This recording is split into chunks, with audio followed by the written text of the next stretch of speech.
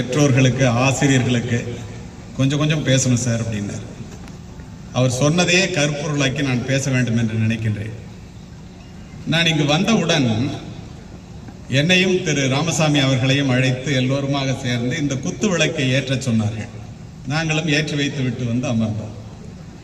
இந்த குத்து விளக்கை ஏற்றும் போது என்னுடைய நெஞ்சத்தில் நிழலாடிய ஒரு உண்மை சம்பவத்தை சொல்லுவது அனைவருக்குமே அது உபயோகமாக இருக்கும் என்று நான் நினைக்கின்றேன்.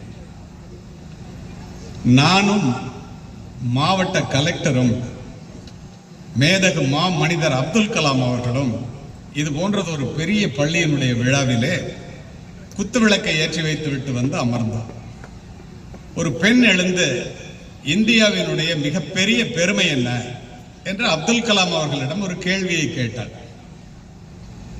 அடுத்த நொடி அப்துல் கலாம் சொன்னார், நான் இப்போது ஏற்றி வைத்தேனே குத்து விளக்கு, அது இந்துக்களினுடைய அடையாளம்.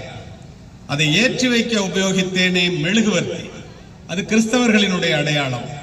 ஏற்றி வைத்த நானோ ஒரு இஸ்லாமியன். இந்த வேற்றுமையில் ஒற்றுமை தான் இந்தியாவினுடைய மாபெரும் சிறப்பு என்று சிந்தித்து பாருங்கள். எத்துணை உண்மை என்று. ஜாதி